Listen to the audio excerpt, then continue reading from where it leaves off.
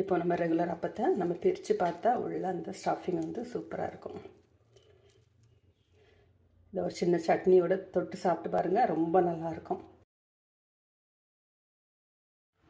வணக்கம், இது நிலா கிச்சன். இன்றைக்கி நாம் ஒரு டிஃப்ரெண்ட்டான அப்பம் பார்க்க போகிறோம். இது எப்படி பண்ணலாம் அப்படின்னு சொல்லிட்டு பார்க்கலாம். அதுக்கு முன்னாடி எல்லாருமே நம்ம சேனலை சப்ஸ்கிரைப் பண்ணிவிடுங்க, லைக் பண்ணுங்கள், ஷேர் பண்ணுங்கள், கமெண்ட் பண்ணுங்கள். ஃபஸ்ட்டு அரிசியை வந்து ஊற வச்சு அரைச்சி எடுத்துக்கலாம். ஃபஸ்ட்டு இதுக்கு தேவையான மாவு வந்து ஆட்டி எடுத்துடலாம். 1 கப் அளவுக்கு ஊற வச்ச பச்சரிசி, 1/2 கப் அளவுக்கு தேங்காய், 1/2 கப் வடித்த சாதம். 1 கப் பச்சரிசி, 1/2 கப்பு சாதம், 1/2 கப்பு தேங்காய்.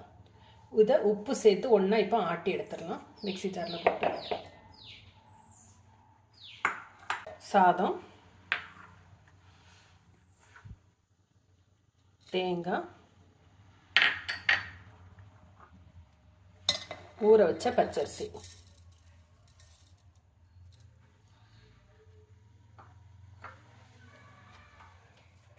டேஸ்ட்டுக்கு தேவையான அளவுக்கு உப்பு.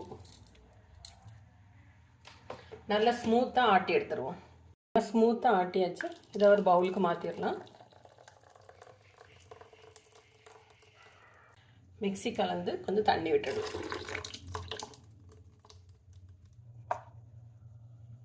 இதை அப்படியே மூடி போட்டு ஒரு 5 மணி நேரம் புளிக்க வச்சிடலாம்.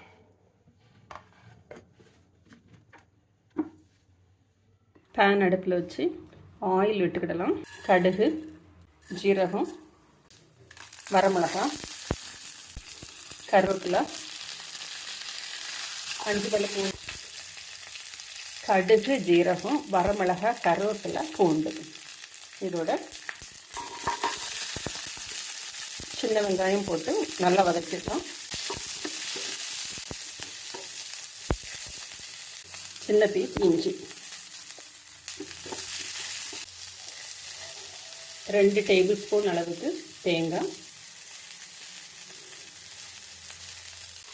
நறுக்கின கொத்தமல்லி, சின்ன பீஸ் புளி. தேங்காய் ரொம்ப வதங்கண்டாம். வெங்காயம் எல்லாம் ஆஃப் குக் ஆனால் போதும். அந்த பச்சை வாசனை போகிறதுக்கு தான். இப்போ ஸ்டவ் ஆஃப் பண்ணிடலாம். சூடாரவும் இதை அரைச்சி எடுத்துருவோம்.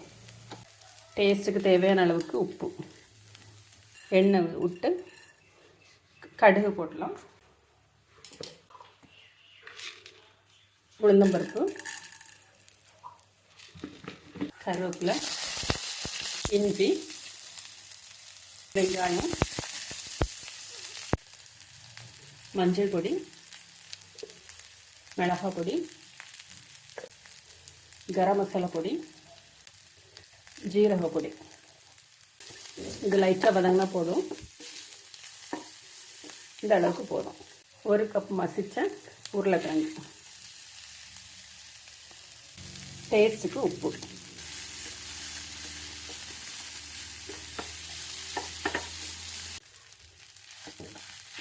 மசாலா நல்லா வெந்துட்டு இதை இப்போ ஸ்டவ் ஆஃப் பண்ணிடலாம். சட்னிக்கு வதக்கி வச்சது எல்லாமே நல்லா சூடாறிட்டு இப்போ மிக்ஸி ஜாருக்கு வந்து ட்ரான்ஸ்ஃபர் பண்ணிவிட்டு இதை அரைச்சி எடுத்துடலாம். மாவு வந்து நமக்கு ரெடி ஆகிடுச்சு.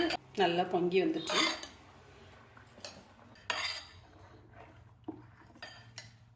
சமையல் சோடா போடாமல் கூட இது நல்லா தான் வரும்.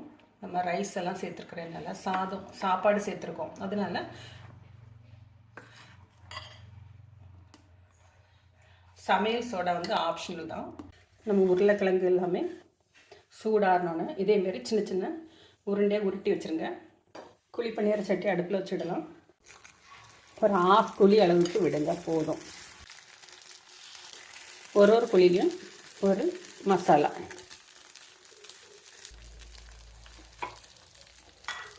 மேலே கொஞ்சம் மாவு. இது போல் எல்லாமே விட்டுருங்க. மீடியம் ஃப்ளேமில் வச்சு மூடி போட்டுடலாம். எல்லாமே மாற்றி விட்டுடலாம். ரெகுலராக சாப்பிட்ற அப்பத்துலேருந்து கொஞ்சம் டிஃப்ரெண்ட்டாக இருக்கும். உளுந்து எதுவுமே நம்ம சேர்க்கலை. அப்படியும் மூடி போட்டு ஒரு 2 நிமிஷம் வச்சு எடுத்துடலாம். 2 பக்கமும் நல்லா வெந்துட்டு இப்போ எடுத்துடலாம்.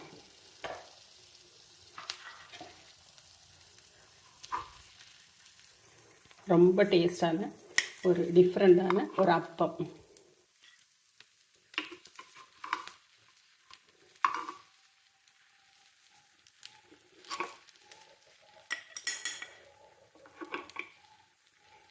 இதுபோல் நீங்களும் செஞ்சு பாருங்கள். செஞ்சு பார்த்துட்டு எப்படி இருக்குது அப்படின்னு சொல்லிட்டு ஃபீட்பேக் கொடுங்க. தேங்க்யூ. மசாலா வச்சு பண்ணின ஸ்டஃப்டு அப்பம்.